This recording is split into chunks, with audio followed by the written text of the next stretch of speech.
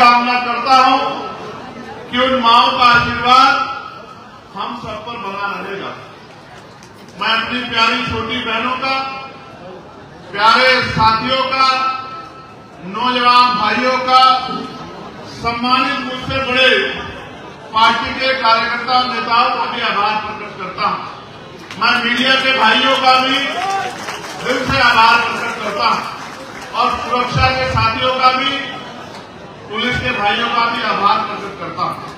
प्यारे साथियों, देश में किस तरह के हालात हैं, मैं अपनी बात को शुरू करने से पहले जिन भाइयों ने, चाहे वो सेना के जवान रहे हों या भारत के नागरिक जिनकी जान की हानि हमें अभी पाकिस्तान के साथ जो युद्ध हुआ, जो हालात बने, जिनकी जान गई है, उन 26 परिवारों को, जिनको पहलगाम में जिनके खून को जो है आतंकवादियों ने गिराने का काम किया, मैं उन सभी परिवारों के प्रति भी अपनी श्रद्धांजलि भेंट करता हूं और मैं महापुरुषों से प्रार्थना करता हूं कि महापुरुषों का आशीर्वाद उनके परिवार पर रहे और उनको दुख को सहने की मुक्ति मिले।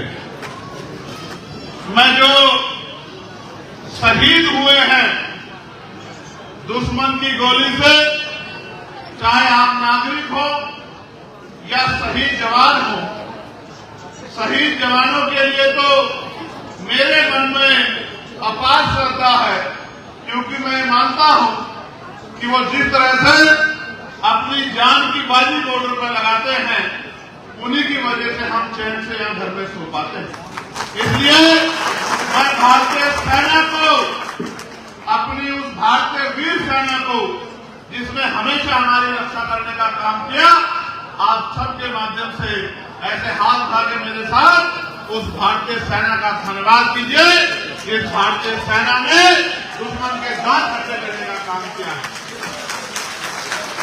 एक नारा लगाइए मेरे साथ, भारतीय सेना जिंदाबाद, भारतीय सेना जिंदाबाद, हमारे सैनिक बल जिंदाबाद, हमारी पुलिस जिंदाबाद। प्यारे साथियों, मैं उन परिवारों के लिए मीडिया के माध्यम से, जिन परिवारों ने अपनों को खोया है इस युद्ध के दौरान, केंद्र की सरकार से ये मांग करता हूं कि 1-1 करोड़ रुपए की सहायता उन परिवारों की सरकार को करनी चाहिए। मैं आपको ये भी बता देना चाहता हूं, दुश्मन के गोले से हमारे मुजफ्फरनगर के भीम आर्मी के जिला महासचिव के परिवार के 2 बच्चों की जो वहां काम करते थे, उनकी भी जान गई। मैं उनके प्रति भी आस्था के, श्रद्धा के सुमन भेंट करता हूं। प्यारे साथियों, देश से आगे बढ़कर अब हम उत्तर प्रदेश की चर्चा करेंगे और ये जो कार्यक्रम प्रमुख सम्मेलन आयोजित किया है, इसमें जिस व्यक्ति ने जो भी योगदान किया है, मैं उन सबका भी बहुत बहुत आभार करता हूं, आभार प्रकट करता हूं। हमारे पुलिस जी का और सभी जिलाध्यक्ष जी का, सभी मंडल के पदाधिकारियों का, उनकी पूरी टीम का आभार प्रकट करता हूं। प्यारे साथियों, आजाद भारत में हक वंचित समाज जिस तरह का जीवन यापन कर रहा है, इससे आप और मैं जागरूक हैं। हम ये जानते हैं कि आजाद भारत में भी आज भी लोगों के पास सुख सुविधाएं नहीं, पहनने के लिए अच्छे कपड़े, सर ढकने के लिए पक्की छत, खाने के लिए अच्छा भोजन, पीने के लिए साफ पानी और सुख सुविधा जिसको कहा जाता है, चाहे किसान हो, नौजवान हो, महिलाएं हो, वृद्धजन हो या अन्य कोई व्यक्ति हो, सभी लोग सरकार की योजनाओं से पीड़ित हैं। हालांकि पीड़ा मन में रखने से कुछ नहीं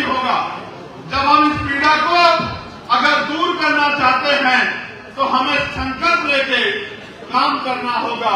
जिस तरह से आज हम यहाँ इस कार्यक्रम को सफल बनाने में जुटे हैं, अगर इसी तरह से हम लोग अगले 1-1.5 साल मेहनत करेंगे तो मैं विश्वास दिला के कह सकता हूं कि वो दिन दूर नहीं कि उत्तर प्रदेश में आजाद समाज पार्टी का झंडा बुलंद होगा।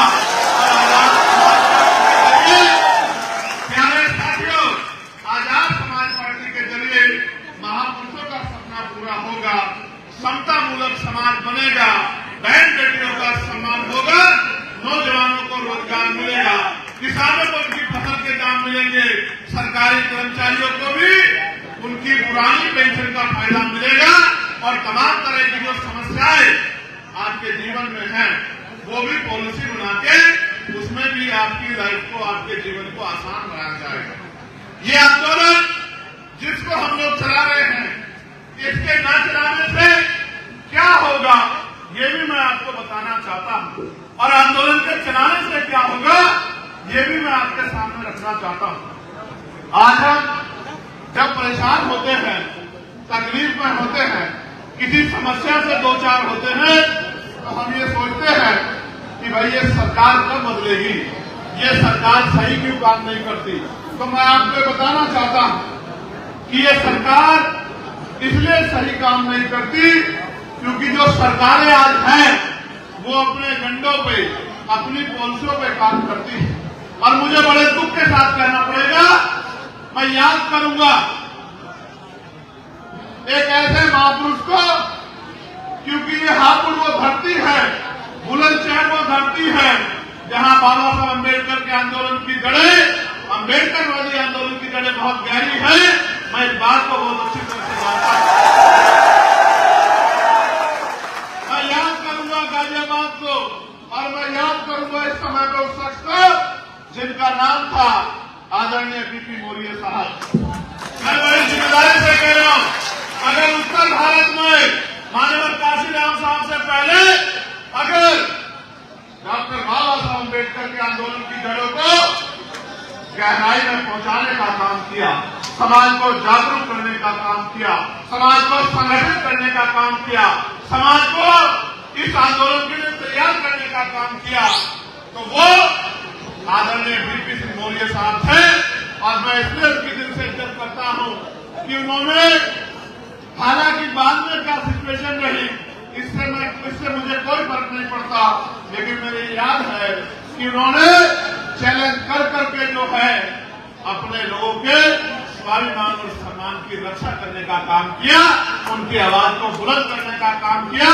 और एक वो भी समय था जब उनकी रैलियां होती थी तो मैदान छोटे पड़ जाते थे, जब उनकी रैलियां होती थी तो जिधर तक दिखाई देता था नीला झंडा दिखाई देता था।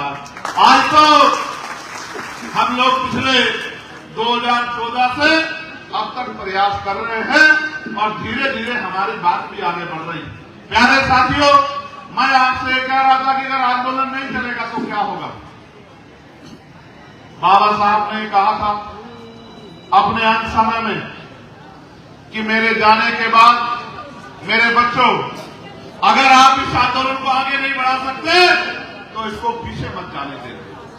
आप मुझे ईमानदारी से बताओ, अपने दिल पे हाथ रख के बताओ, अपनी समझ से बताओ, जो अधिकार हमें मिलने चाहिए थे क्या वो अधिकार अभी तक हमें मिले हैं? जिस तरह का समाज बनना चाहिए था क्या उस तरह का समाज बना है? क्या जिस तरह की तरक्की भारत को करनी चाहिए थी क्या वो तरक्की आज हमारा देश कर रहा है? हालांकि जब ये युद्ध का मामला हुआ, हमारी भारतीय जनता पार्टी से, उनकी सरकार से लाख हमारा विरोध है, उनकी पॉलिसियों से, उनके विचारों से, लेकिन हमने एक स्वर से सरकार को ये बताने का काम किया, क्योंकि हम प्रथम और अंत्य भारतीय हैं। ये बाबा साहब अम्बेडकर ने कहा था कि हम प्रथम और अंत्य भारतीय हैं। हमने सरकार को ये कहा अगर हमारे खून के कतरे कतरे की जरूरत पड़ेगी तो हम लोग बॉर्डर में सबसे आगे रख के इस देश के स्वाभिमान सम्मान की रक्षा करने का काम करेंगे। आप ये महसूस करो, हमने ये और पार्टियों से भी आग्रह किया कि सारी पार्टियां आज पार्टी हित त्यागें, आज तमाम चीजों का हित त्यागे और आज देश के साथ खड़े हो जाए, देश एकजुट रहेगा, तभी हम लोग दुश्मन का मुकाबला कर पाएंगे। प्यारे भाइयों, माताओं, बच्चियों, बहनों और बुजुर्गों, आप ये महसूस करके देखो, कल सीज फायर लागू हो गया। 5 बजे से कहा गया कि सीज फायर लागू हो गया है, अब दोनों तरफ से कोई हमला नहीं होगा। लेकिन आपने देखा किस तरह से कुछ ही घंटों बाद दोबारा से हमला करके हमें जो है बेवकूफ बनाने का काम पड़ोसी देश में करने का काम किया। हमारी लड़ाई सिर्फ इसी बात के लिए है, सरकार को चाहिए था कि वो इस बार आतंकवाद की जड़ें बिल्कुल निस्तानाबूद कर देती कि दोबारा हमारे सेना के किसी जवान का या हमारे बॉर्डर पर रहने वाले किसी व्यक्ति की जान का जो है वो नुकसान हमें ना उठाना पड़ता। लेकिन फिर भी क्योंकि सरकार ने फैसला लिया और इस बात को हित में रख के फैसला लिया कि युद्ध अच्छी बात नहीं है, फिर भी हमने सरकार के फैसले का स्वागत किया। लेकिन साथियों, आप महसूस करो, जब हम दुश्मन से लड़ते हैं तो हमें एकजुट होना पड़ता है। अगर आज जो जिस तरह का समाज, जिस तरह का प्रदेश, जिस तरह का देश, जिस तरह के अवसर, जिस तरह की सुख सुविधाएं हम चाहते हैं, अगर हम लोग एकजुट नहीं होंगे,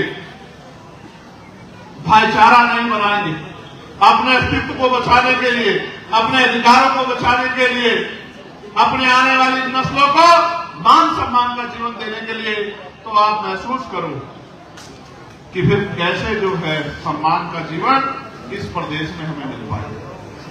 आप याद करके देखो, जब आंदोलन नहीं चलता था तो तब हमें छूटन पे जिंदा रहना पड़ता था। जो हमें दया के तौर पे दिया जाता था उसी को हम लोग अपना जीवन मान के जीते थे। फिर आंदोलन चला, देश आजाद हुआ, देश में संविधान लागू हुआ और फिर हमें संविधान में अधिकार मिले और आज उन्हीं अधिकारों की वजह से आप और मैं सम्मान का जीवन जीने के लिए संघर्ष कर रहे हैं। अगर मैं आज मेंबर ऑफ पार्लियामेंट बना तो ये भारतीय संविधान को मैं इसका धन्यवाद देता हूं और डॉक्टर बाबा साहब अम्बेडकर को मैं इसका धन्यवाद देता हूं और उन महापुरुषों को मैं इसका धन्यवाद देता हूं जिन महापुरुषों ने अपने बच्चे तक कुर्बान कर दिए, अपना जीवन तक कुर्बान कर दिया और हमें मान सम्मान का जीवन दिलाने के लिए लगातार संघर्ष किया।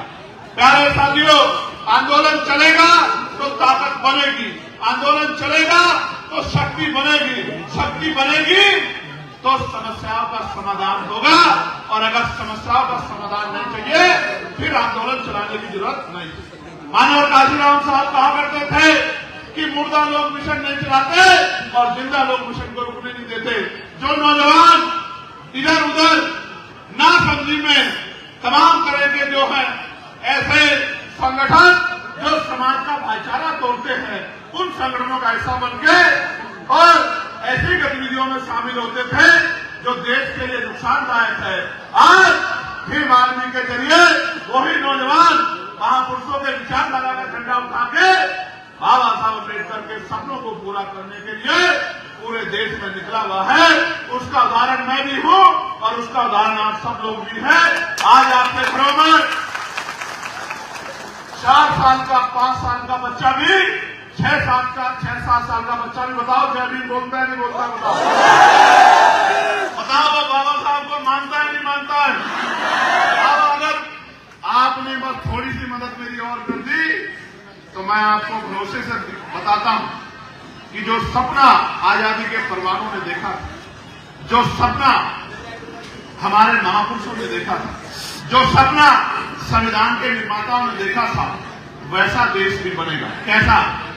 जहां जाति के आधार पर कोई गैर बराबरी नहीं होगी, जहां धर्म के आधार पर कोई जुर्म जाति नहीं होगी, कोई गैर बराबरी नहीं होगी, जहां कोई छोटा बड़ा नहीं होगा, सब लोग बराबर होंगे, जहां सबको खाने के लिए अन्न की, पहनने के लिए तन ढकने के लिए कपड़े की, सर ढकने के लिए छत की, पीने के लिए साफ पानी की और तमाम तरह की वो सुख सुविधा जिसका अधिकार भारतीय संविधान हमें देता है वो मिलने का काम होगा ये तभी संभव है जब आपकी ताकत बनेगी और आप भरोसा करके इस लड़ाई को लड़ने की ताकत आजाद समाज पार्टी काशीराम और अपने भाई बेटे चंद्रशेखर आजाद को दोगे, तभी जाके वो अधूरा सपना पूरा होगा जिस सपने की कल्पना आप लोग दिलो दिमाग में करते हैं।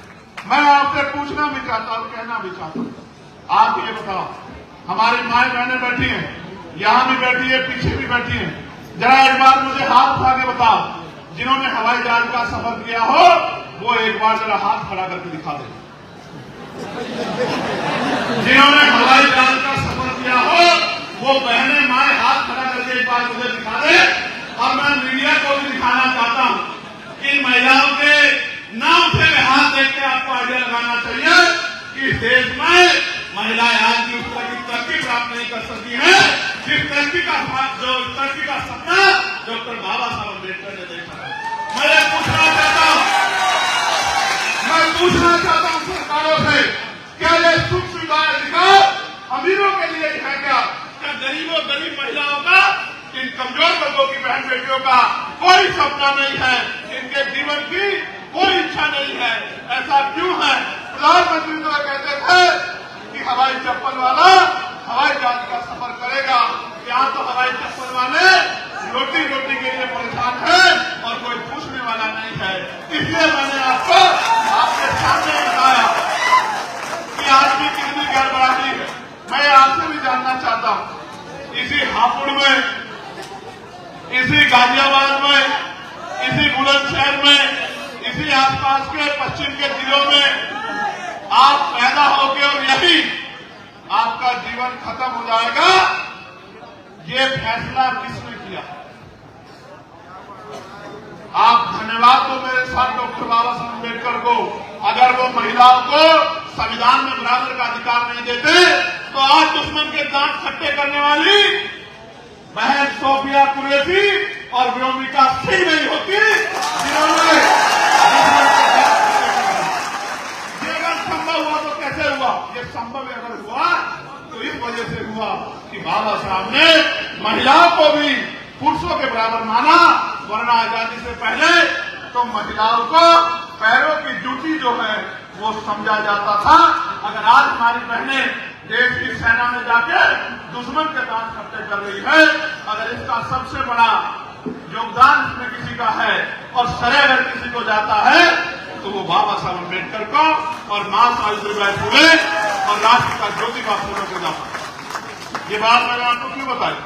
मैं पूछना चाहता हूं, चलो हवाई जहाज का सफर नहीं किया होगा, हेलीकॉप्टर का सफर तो किया होगा।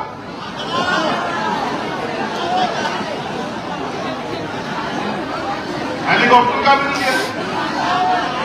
चलो छोड़ो, तो आपने एसी वाली रेलगाड़ी का सफर तो किया होगा। एसी वाली रेलगाड़ी का सफर करने वाली मेरी 3-4 माएं हैं और मैं लिख के देता हूं, ये भी वो माएं हैं जिनके बच्चे नौकरी में लगे हैं या जिनका परिवार से कोई आदमी नौकरी में है, जिन्होंने अपनी माओं को सरकारी रेलगाड़ी में बिठाने का काम किया, एसी वाले रेल में बिठाने का काम। प्यारे साथियों, मैं क्यों पूछ रहा हूं? मैं इसलिए पूछ रहा हूं कि भारत में कहा तो जाता है कि लोकतंत्र है, लेकिन असल में लोकतंत्र नहीं है। मैं इस बात का उदाहरण आपको दूंगा कि लोकतंत्र नहीं है, लोकतंत्र नहीं है। इस बात का उदाहरण आपको दूंगा। मैं आपको बताना चाहता हूं, आप अब आने वाले समय में आपके गांव में प्रधानी का चुनाव होगा, जिला पंचायत का चुनाव होगा, बीडीसी